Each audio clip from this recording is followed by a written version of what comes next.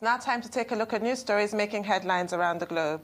We begin in Nigeria, where the Inter-Party Advisory Committee, IPAC, the umbrella body of registered political parties in Nigeria, has described the deregistration of 74 political parties by the Independent National Electoral Commission, INEC, as unacceptable, saying that the body will move against it. Relying on the powers conferred on it by the Constitution, the Electoral Act, INEC on Thursday announced the deregistration of 74 out of 92 registered political parties in the country.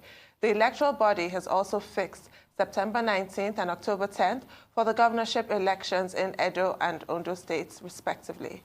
The INEC chairman, Professor Mahmood Yakubu, who made these disclosures at a press conference in Abuja, said that only 16 political parties are henceforth allowed to operate in the country.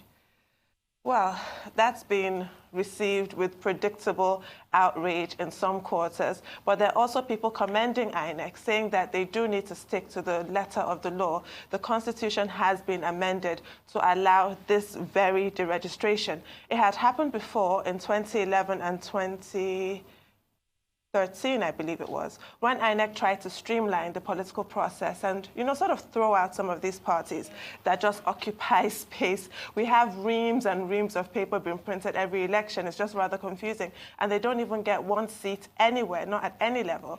And some of them don't even have offices in Abuja, as was required by law. So INEC did try and deregister them. They went to court and they were successful in that bid to prevent themselves from being deregistered. So INEC now approached the National Assembly and asked that the Constitution should be amended, and it was. So this is the second attempt by INEC. So I guess the disgruntled parties will go to court. They're alleging like a breach of their rights, but I'm not sure. Really, at the end of the day, we can have a merger. The Electoral Act does allow for mergers. I think it's Section 84. We've seen the most successful coalition, merger of political parties, APC, who actually managed to unseat the incumbent. So really, I think that it's not such a bad thing if there are only 16 political parties. Other parties can merge. These deregistered parties, it doesn't mean that their rights to participate in the public space have been eroded in any way. They can join the other parties and strengthen those. Well, yes, this is an old issue in Nigeria's, in the evolution of Nigeria's democratic process, particularly since 1999, whether or not, the electoral body has the powers to deregister political parties. And in 2003, this was an issue in the case INEC versus Balarabe Musa, and the court ruled, in favor of liberalizing the democratic space. At another time, Chief Gani Fayemi of blessed memory also had cause to go to court, and at that time also he won. But what we have seen with these political parties is that once you have all these political parties just being registered, with due regard to the freedom of association and the freedom of expression, some of them are just special purpose vehicles. And then after the election, you are left with political parties that are either personal estates of individuals or that, do not put up any showing in the electoral process. Now, what is required, I think, going forward, is for INEC to be more vigilant in applying the rules before registering political parties. Even with this deregistration, there are about 100 political associations applying to INEC to be registered as political parties. So you may still have, before 2023, more political parties being registered. Oh, now, but the Constitution, Section 225, and Section 224, spells out conditions for the registration of political parties. So INEC will just have to always do due diligence, because in the last elections, 2019 general election, despite the fact that we had 92 political parties, only 73 political parties took part in that election. Some of those parties that were registered were just used as platforms to curry favor. You will recall that before the election, some of the parties said they were endorsing this candidate or endorsing that candidate, or they were withdrawing, which indicated that they were not serious about the process in the first place. Now, what INEC has done, what does it mean? INEC is relying on the Constitution and the Electoral Act.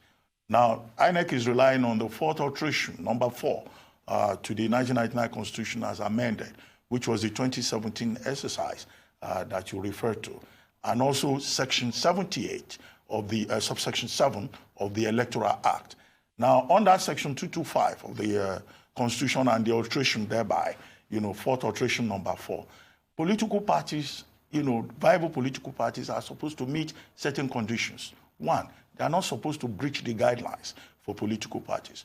2, a political party is required to score 25% of the votes in at least one local government or in at least one state. Now, further, that section also says you must have at least one seat in the House of Assembly.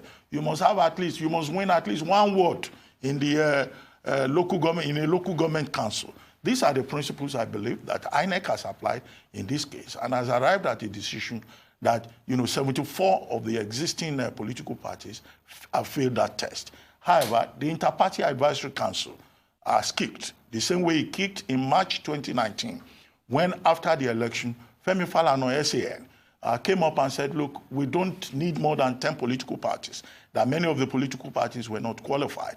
And this is what has now happened now. INEC has taken its time to do the exercise, to prune down the number of political parties. But the Inter-Party Advisory Council is already threatening to go to court, and I believe that they will.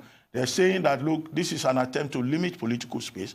This is an abridgment of the freedom of association. And they're saying that elections, there will still be elections, local government elections. What if some of those political parties that have been deregistered, what if they win local government elections? They win a ward under the section 225A, then of course they will be qualified to be registered. But I think that, the controversy may not go away very quickly. We're likely to see a lot of battle in the courtrooms. But, what do we want? Do we don't want multi-party democracy just in style and not in substance?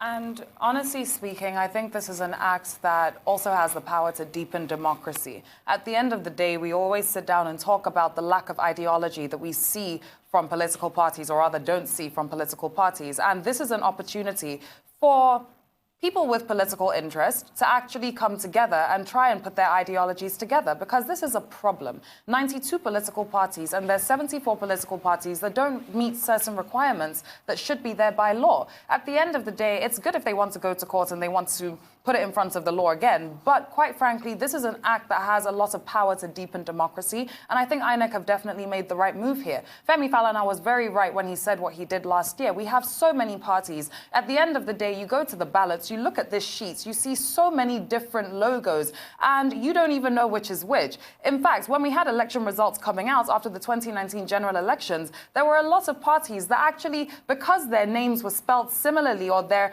initials were similar to other parties, you could see were collecting votes, and you could actually tell was probably by mistake. So these are the issues that we're trying to resolve here, and I think this is a good move and an opportunity for those with political interest to come together and see how they can put ideologies together, because that's what matters. We need ideology. Otherwise, what's the point in having any political parties at all? Well, the announcement of the results of the last election, it did descend into farce at some point. Yeah. But my issue with them going to court is that courts don't make the laws. A court will interpret the law, and that's it. And this law, the National Assembly is the one who makes the law. They have amended the Constitution, and it is black and white. There's no ambiguity, so I'm not sure. There's nothing wrong in testing the law. I'm not sure how successful they can be. By way of footnotes, in Nigeria, we no longer have ideological parties. I mean, once upon a time in this country, we had political parties that stood for something that you could identify. And this was the case up to the Second Republic. I mean, if I ask you, what does the PDP stand for? What does the APC stand for? You probably will not be able to explain it. And even these 18 political parties that have crossed the INEC hurdle, I mean, I look at some of them, I'm hearing of their names, for the first time. There's even one party on that list called Boot Party. You have all kinds of strange parties. And many of these parties, when you really check, you discover that many of them didn't even score up to 30,000 votes in the 2019 general election. So with these 18 that crossed the hurdle, there are some Nigerians who are even saying that that list is still it's too long. But whatever happens, I think, we should encourage participatory democracy. We should insist on the right of people to freely associate. But at the same time, conditions must be met. Political parties must not be special purpose vehicles. They should not be ego units for wealthy persons looking for influence and followership. Can I give you an example of that, actually? Before the 2019 elections, when Fals and I interviewed a couple people that were running for presidency, I recall off air a particular candidate actually saying, "My sister, I know that there is no chance of me winning these elections, but at the end of the day, I've been promised that if I gathered the support of my party, I could get a position with a particular party that person expected to win." First-hand witness of that. So this is an example of why INEC is coming forward and saying these political parties are not even here and doing the job that they should. You know, so, I mean, come on, let's be honest. It's shocking. It's such an abuse of the process. I just looked at the person like, really? Anyway. We'll just take a short break at this point. Stay with us for more on the news headlines.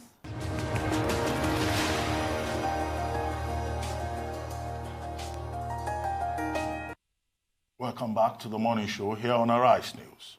Now, with us in the studio is Rotus Odiri with Business News. Good morning. So, Rotus, what's happening? Yes, so I believe earlier this week, OG was on set with you all with the Gokada CEO video where he was talking about the issues that he was facing, as far as operating in Lagos. And there's been another update where there was news that Gokada had laid off about 80% of their staff. Because of their spending outlays that they had put out for accumulating more motorcycles. So, typical business model now is the next business model question is how do you pivot with the Lagos restriction on Okadas and Kekes, which has affected them disproportionately. So if you've done your capital outlay, you've spent on extra bikes, you now plan on making that money back.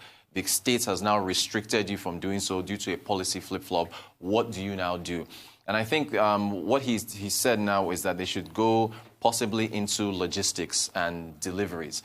The question now is there enough of demand in Lagos State to be able to facilitate them being able to carry out deliveries across the state? How many of us would want to ask for a delivery for food as opposed to standing up and going outside to get some food? How many individuals can afford to want to do deliveries day to day? Will it be a business-to-business system now, or will they focus on individuals who go on Instagram or also other social media platforms to sell goods and services? So it looks like it's a possibility for them to do this now in between possible negotiations with Lagos State, although Governor Sanwo-Olu has said that there's no going back on the policy. So now the question is, with all the assets that they have, all the motorcycles that they have, which were set up to handle the demand of individuals wanting to move from point A to point B, can that now transition over to deliveries for food and other items? I see a number of issues here.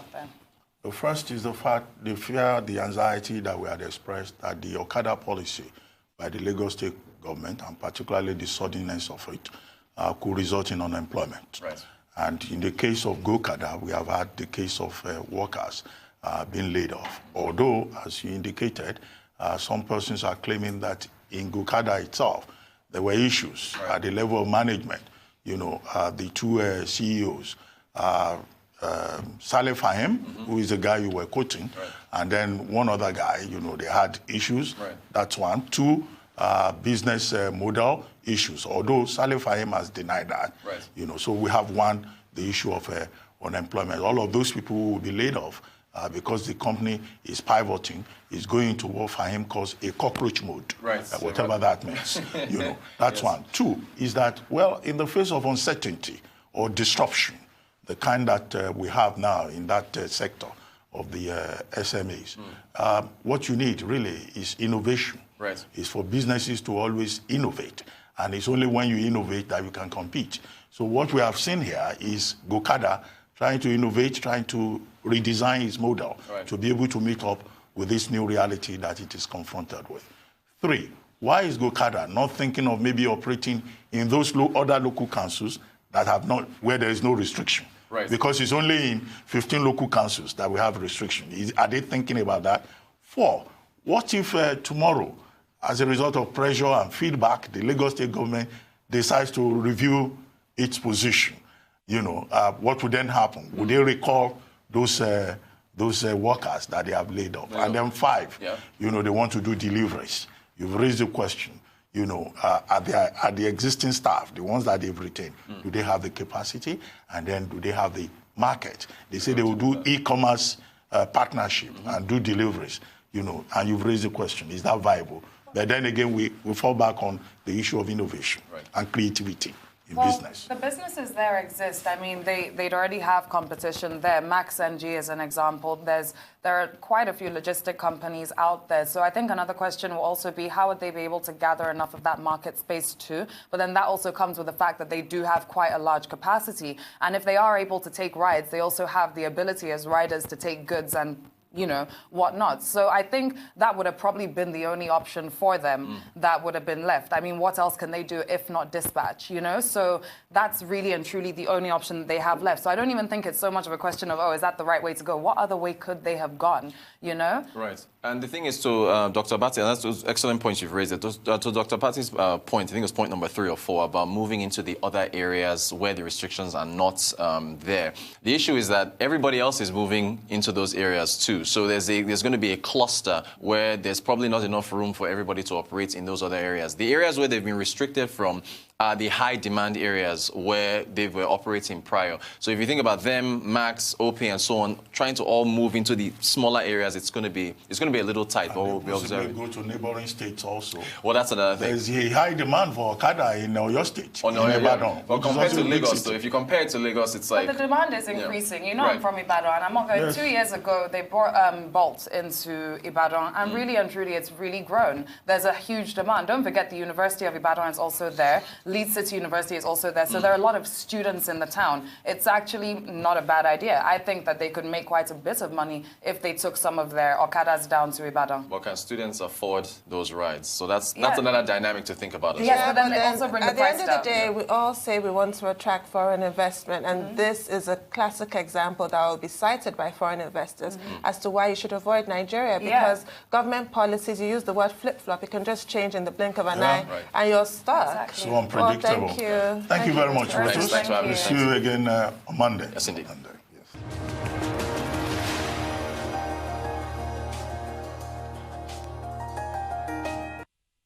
Welcome back to the morning show here on Rise News. Joining us now to look at what's new in sports is Aaron Akere-Jola. Good morning, Aaron. How are you doing? Good morning, Leila. Doctor, good morning. You're looking angelic in white today. Rafai's not going to like that one. Let's get into some business this morning, and let's talk about FC Barcelona. And the Blaugrana team are actually in trouble, although the female version, Barcelona Femini, are doing well with Aziza Doshola. But let's tell you that the main Barcelona are actually in trouble. Yesterday, another competition down the drain as they were booted out of the competition by Athletic Bilbao. A late goal actually just signaled the end to Barcelona, and also opening a can of worms, because in the last 48 hours, there's been this talk about players being fingered in the sacking of the former manager, Ernesto Valverde. And Lionel Messi, arguably one of the greatest players in world football, came out and said the sporting director, Eric Abidal, the former player of Barcelona, as a matter of fact, should face his business and let him not insinuate about anything. And the players needed a performance to probably silence the sporting director, who claimed that they've been putting up subpar performances, and that was why the former coach was fired. And yesterday, once again, just highlighted the many ills and the many cracks in Barcelona with Lionel Messi and a litany of stars. They could not just... They had opportunities, but at the same time, they showed their fragility, and ultimately they were gutted. And this is the second competition in a matter of a month right now that Barcelona actually out. Remember, they were beaten by Atletico Madrid in Saudi Arabia, where the former manager was now fired in the Supercopa España, and yesterday in the Copa del Rey they were also beaten. But the only solace they might want to have is the fact that Real Madrid were also beaten yesterday at the Santiago Bernabeu. But nevertheless, Barcelona right now in hot water, and they will need a massive response this weekend when they go against Real Betis to silence the critics. And Lionel Messi will need to dig deep. He's been the savior for quite a while right now, but things are just turning for the worse in Barcelona as we speak. Well, Setien says that there is nothing to worry about, that he was satisfied, despite the fact that they've crashed out at the level of the quarterfinals in the Copa del Rey, beaten by Atletico Bilbao. Yeah. But Gerard Piqué also says there is nothing to worry about. But there's, of course, as you have pointed out, a lot of internal division in the team, in the club. the way Eric Abida put it, he said that, you know, there is a problem of communication between the dressing room and the board. And many of the players are not happy, particularly Lionel Messi, who is regarded as probably the most important factor in Barcelona. Many of his suggestions have not been accepted. And when Abidal, who was his teammate, 2014 to 2017, made that statement about how the players, you know, undermined the former coach and were not putting in their best, you know, Lionel Messi got angry and he responded harshly, saying that, look, Abidal should be very specific and that, you know, he should name names instead of just promoting rumors. Yeah. And, you know, they have their job to do as players, and, you know, those in charge of direction, you know, also have to play their own part. And that, you know, gave the impression that, you know, FC Barcelona is probably facing very serious crisis at all levels. And if it's beginning to show on the field of play, then that's really sad. But the bigger question is that Lionel Messi, who will be free at the end of this season, his contract ends at the end of this season. Will he sign up again to remain, or will he leave Camp Nou? Particularly as he said, the terms of his contract says he can just walk away for free. And if Lionel Messi leaves, I mean, with Neymar also gone, you know, with many of the players dissatisfied. That would almost be Armageddon in footballing terms. But talking about Lionel Messi's contract, yes. The point is, he's been extremely pivotal to what has happened to Barcelona in the last 2 decades. He's Barcelona. But the but is that Barcelona also have been very kind to him. Lionel Messi earns well over close to £600,000 a week on paper. Football leagues have it that Lionel Messi is being paid £1.5 million every week to play football. Doesn't he? He delivers. No, the point is we have the other people that deliver that don't even get a fraction of that. So the point is it's been a marriage. It's a marriage that has paid both sides of the party. And let's see what actually happens. This season will determine. They see in 2 competitions, the La Liga, where they are 3 points behind Real Madrid, and they'll be playing the last Clásico of the season on the 1st of March, and also the Champions League, which they'll be playing against SSC Napoli on the 25th of this month. Those competitions will determine what will happen to Barcelona and Lionel Messi. Lionel Messi is not the youngest of players. He's 32 going 33. They've been asking him to prove his mettle by going to other clubs. Anyway, well, maybe he might be forced this time around. As I said, we'll see what happens. Thanks, Aaron.